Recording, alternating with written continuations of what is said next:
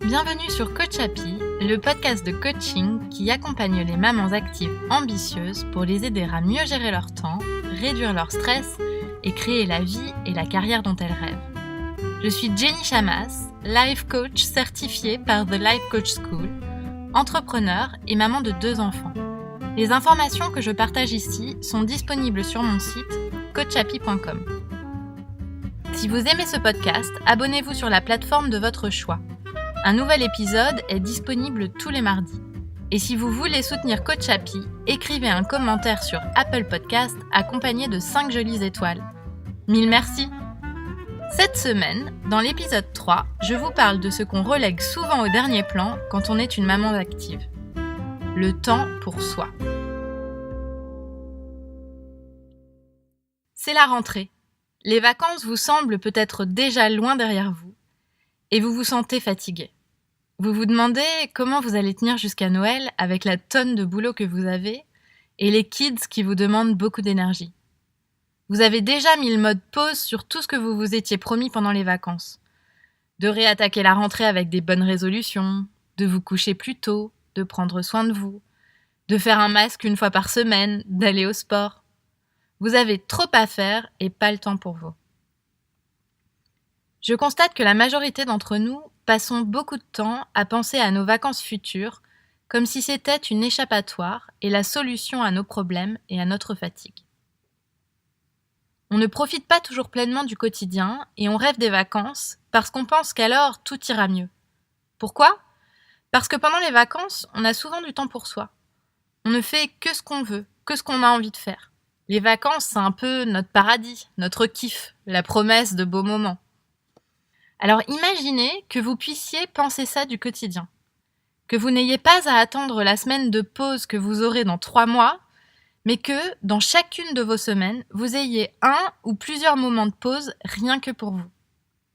Imaginez que vous puissiez kiffer chaque semaine avec le lot de choses à faire que ça comporte, au boulot et à la maison, mais aussi avec le temps que vous vous consacrez à vous-même, pendant lequel vous ne faites que ce que vous avez envie de faire. Pour la plupart de mes clientes, c'est souvent compliqué de trouver le temps de se poser, parce qu'il y a toujours quelque chose. Les urgences au boulot, la logistique à la maison, la nounou qui les plante, les courses à faire, les dîners à préparer. Et le week-end, c'est focus famille. Pas le temps de prendre du temps en solo. Alors, ça ne les empêche pas d'être heureuses, elles aiment leur vie, mais ça les frustre parfois. Elles aimeraient bien se reposer, se ressourcer, apprendre quelque chose de nouveau, rêver. Mais leurs boss, leurs partenaires et leurs enfants ont besoin d'elles, et elles sont présentes pour eux. Mais pas toujours dans la meilleure forme, pas toujours à 100%. Elles perdent patience avec les enfants, la motivation n'est pas au zénith au boulot, et l'intimité dans leur couple ressemble de plus en plus à des soirées Netflix et de moins en moins à des soirées câlins. En ce qui me concerne, j'ai toujours planifié des moments rien que pour moi dans la semaine. La chance que j'ai eue il y a déjà longtemps, c'était de réaliser que sans ça, je ne pouvais pas fonctionner normalement. J'étais vraiment hyper irritable et frustrée si je n'avais pas un moment pour moi. Et mon mari, en fait, me mettait dehors.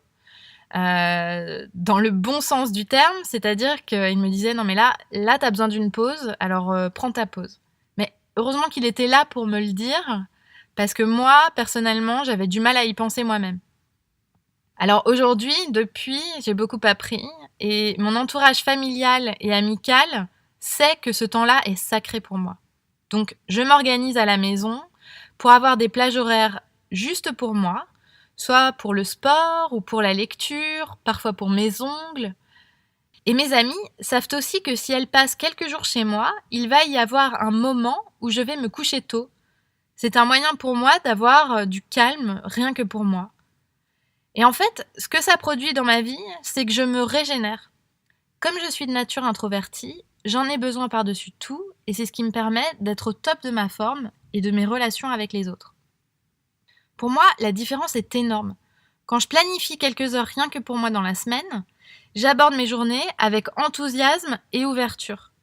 Je suis prête à accueillir ce qui va se présenter, le positif et le négatif. Alors que quand je suis fatiguée, que je ne m'arrête pas un instant et que je zappe ma séance de yoga ou alors mon café du matin en solo, je sens que j'ai moins d'espace dans mon esprit et je suis moins encline à l'écoute, à l'accueil de mes pensées et de mes émotions. Je me sens plus fatiguée et ne me mets pas dans une bonne disposition. Le résultat, c'est que je suis moins productive et je profite moins de ma journée. Et là, je prends mon exemple parce que je le connais bien, mais c'est un exemple que j'ai vu se répéter à la fois chez mes clientes et dans mon entourage. Je pense qu'il est fondamental d'avoir du temps pour soi et de créer un espace de liberté, une bulle personnelle qui nous appartient. Et finalement, peu importe qu'on soit maman ou pas, qu'on soit femme ou pas, qu'on soit en couple ou pas, le temps qu'on consacre à soi-même nous permet de nous sentir bien. Pour certaines personnes, le me time, c'est d'être avec des copines, de papoter. Pour d'autres, c'est d'être seul. Mais dans tous les cas, c'est un moment rien que pour soi, un moment à soi. C'est un retour aux sources qui nous permet de vivre délibérément et produit en nous la possibilité de prendre de la distance, de relativiser, de se reposer et de rêver. Pour la plupart des working moms ambitieuses, pour la plupart de mes clientes, ce qui compte le plus, c'est de se sentir heureuse et épanouie, tant dans notre tête que dans notre corps, que dans notre relation avec les autres. Elles veulent kiffer leur vie de famille, kiffer leur boulot et kiffer la vie tout court. Or, savez-vous que pour être la personne que vous rêvez d'être, pour vous-même et avec les autres, la première étape, c'est de prendre soin de vous? Si vous avez envie de donner le meilleur de vous-même, ce n'est possible que si vous vous occupez d'abord de vous et avant de vous occuper des autres. Comment envisager de donner le meilleur de soi si on ne se sent pas en forme et si on se fait passer après le reste? Ce serait un peu comme enfiler des chaussures usées et compter sur elles pour nous mener au bout du GR20.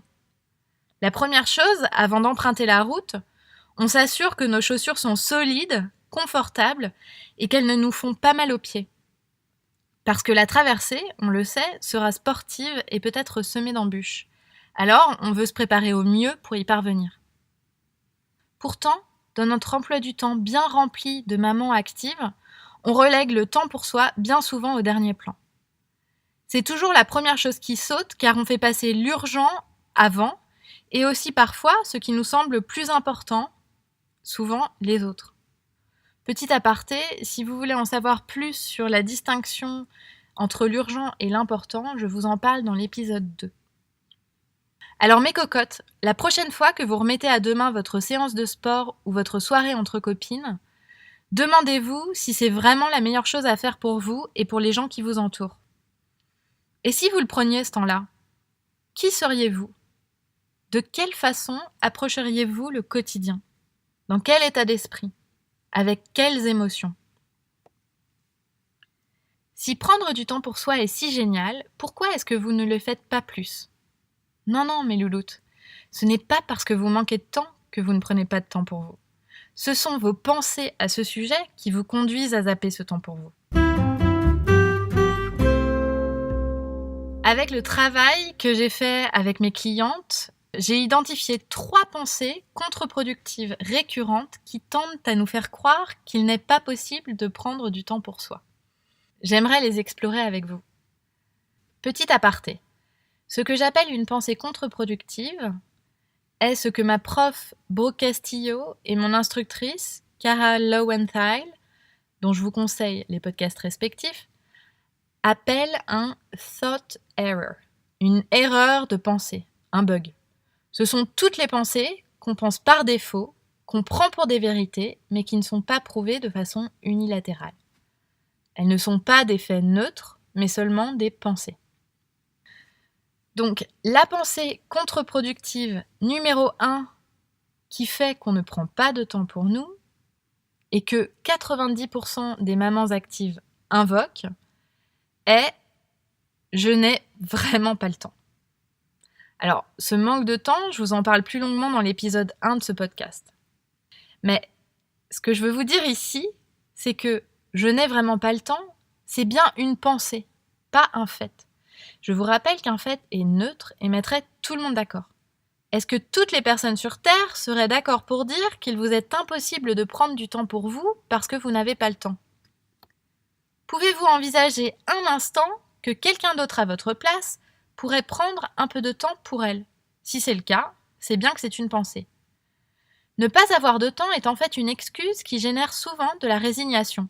On se dit qu'on a trop de choses à faire, que notre to-do est très longue et on zappe le temps pour soi en premier.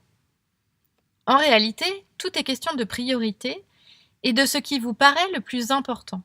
Par exemple, si votre priorité est votre travail avant vous-même, vous penserez aisément que vous n'avez pas de temps pour vous et vous trouverez une liste d'excuses qui le prouvent. J'ai beaucoup de boulot. Si je pars plus tôt, je ne finirai pas ma to-do list. Mon équipe aura peut-être besoin de moi en fin de journée, etc.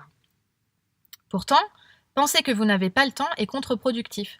Cela ne vous apporte pas de solution et ça vous donne toutes les raisons de surtout ne pas trouver du temps pour vous. Et si à la place, vous vous demandiez comment faire pour trouver un peu de temps pour moi, vous verrez, les solutions émergeront. Je peux partir 30 minutes plus tôt du boulot. Je ne planifierai plus de réunions en fin de journée.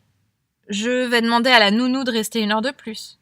Je vais demander à mon partenaire de prendre le relais et de me laisser la soirée. Je vais laisser mon fils chez sa marraine ou chez son grand-père. La clé pour parvenir à prendre du temps pour soi est de le prioriser et de le planifier. Ne partez pas défaitiste avant même d'avoir essayé. Vous aurez plus de chances de trouver du temps pour vous si vous êtes ouverte à l'idée que c'est possible et si vous le planifiez avant le reste. C'est un exercice mental, un changement d'état d'esprit. Ce n'est pas facile, mais franchement, ça fait tellement de bien que je vous le conseille. La pensée contre-productive numéro 2, que j'entends régulièrement chez mes clientes, est « prendre du temps pour soi est égoïste ». C'est quand on pense qu'on devrait être en train de travailler ou de s'occuper de la maison plutôt que de s'occuper de soi. On se trouve égoïste quand on se donne la priorité et on culpabilise. Quand on privilégie du temps pour nous à la place du boulot, on se dit qu'on ne fait pas le maximum dans notre travail, qu'on pourrait faire plus.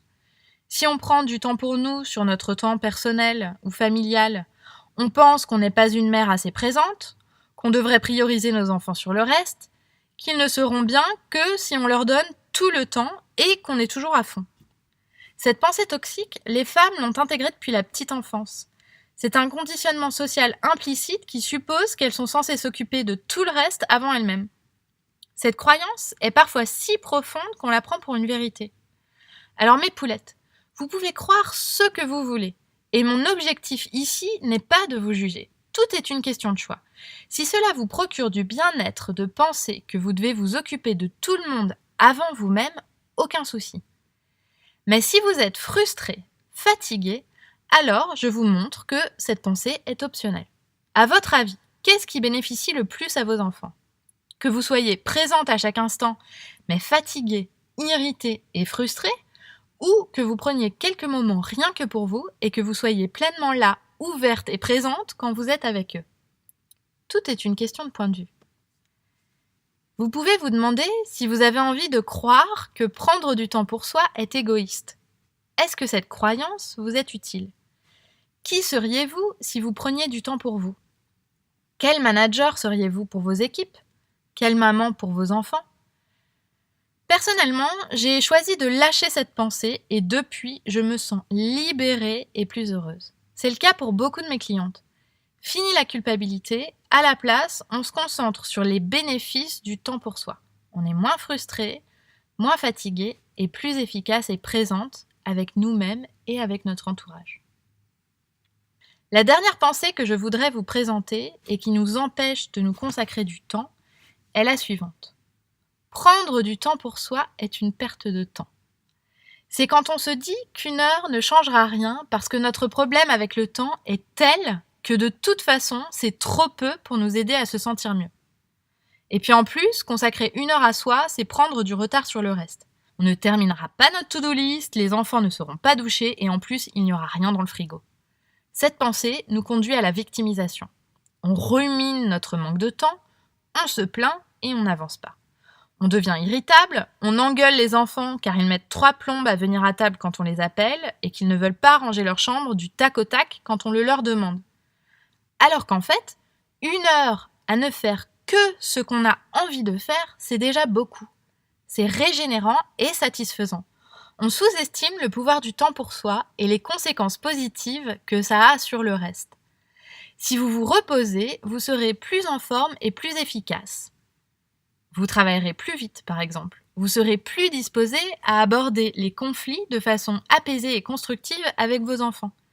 Si vous faites enfin ce que vous n'aviez pas le temps de faire, comme aller au sport ou tout simplement dormir pendant 1 heure, vous vous sentirez satisfaite. Vous avancerez avec cet état d'esprit plutôt que frustré. Vous serez mieux dans votre peau et aussi plus agréable pour votre entourage. Prendre du temps pour soi, c'est en fait gagner du temps. Moins de rumination, moins de fatigue, moins de frustration. C'est un moyen de se sentir bien. Et quand on se sent bien, on est encline à l'action et on accomplit plus de choses. Est-ce que vous vous reconnaissez dans l'une ou dans plusieurs de ces pensées contre-productives ? Si oui, pas de panique. Une pensée est toujours optionnelle. Notre cerveau est un organe magnifique, il peut évoluer. On peut choisir de penser différemment et on peut l'entraîner à accéder à ces nouvelles pensées, seul et à force de pratique. Vous êtes juste humaine, une super working mom qui essaye de tout gérer de front et qui se débrouille déjà comme une rockstar. Ce qu'on fait ensemble dans ce podcast, c'est aller encore plus loin pour que tout concilié dans votre vie vous soit plus agréable et génère encore plus de bonheur en vous. Alors, une fois que vous avez identifié vos pensées, et si vous avez envie de prendre plus de temps pour vous à l'avenir, vous pouvez mettre en place plusieurs pratiques que je vous propose ici. La première, et qui reste de mon point de vue l'outil le plus puissant et fondateur, prendre conscience que ce sont vos pensées et ce que vous interprétez de vos circonstances, et non pas votre emploi du temps, qui vous empêchent de prendre du temps pour vous. Donc, soyez consciente de vos pensées. Dans un second temps, vous pouvez imaginer quelles pensées alternatives vous pourriez penser délibérément pour contrecarrer la première. Par exemple, j'avais l'habitude de penser que je n'ai vraiment pas le temps, et c'est ce qui m'empêchait de prendre du temps pour moi. Depuis que j'ai identifié cette tendance, j'ai choisi de pratiquer la pensée suivante. Quand je prends du temps pour moi, c'est toute ma vie qui va mieux. Mais on pourrait imaginer d'autres pensées qui fonctionneraient aussi. Il y a toujours 30 minutes dans une journée que je pourrais m'accorder. Ou je suis capable de trouver du temps pour moi. Ou si je m'occupe de moi, je serai plus disposée à m'occuper des autres. L'idée est de trouver celle qui résonne en vous. Vous pourrez ensuite l'enregistrer en rappel dans votre portable pour que chaque jour elle apparaisse sur votre écran et que votre cerveau y soit exposé. Enfin, une autre pratique qui me semble essentielle dans la mise en place de temps pour soi dans votre vie est de le planifier. Vous trouverez toujours une bonne excuse pour ne pas prendre soin de vous, car vous le savez aussi bien que moi, les urgences et les imprévus sont le lot commun des mamans actives. Alors le meilleur moyen d'y arriver, c'est de prévoir ces moments-là en avance dans votre calendrier et de vous y tenir. Si vous décidez en avance que vous le ferez, vous aurez moins de chances de le zapper une fois le moment venu. Cette semaine, je vous propose comme premier petit pas de gagner en conscience sur les pensées qui vous empêchent de prendre du temps pour vous. Demandez-vous si vous vous reconnaissez dans les pensées contre-productives que j'ai citées. Ou alors, quelles autres pensées suscitent le fait que vous ne prenez pas de temps pour vous ? Une fois encore, je vous conseille de vous interroger sur ces sujets-là et d'y répondre par écrit pour développer plus de clarté sur ce sujet. Dans un second temps, je vous propose de planifier 1 heure pour vous cette semaine de façon précise. Vous devrez choisir le jour, l'heure et ce que vous ferez de cette heure, même si c'est dormir ou ne rien faire. Planifiez-le en avance pour que la logistique ne soit pas une excuse. Et surtout, dites-moi si ça a marché et ce que vous en avez tiré. Retrouvez les points clés de cet épisode sur le site coachhappy.com. Et si vous avez aimé ce podcast, écrivez votre avis sur Apple Podcasts sans oublier les 5 jolies étoiles. Cela m'aidera à rendre plus accessibles ces outils à toutes les mamans qui aimeraient en profiter. Pensons sororité. Merci de votre écoute et à mardi prochain.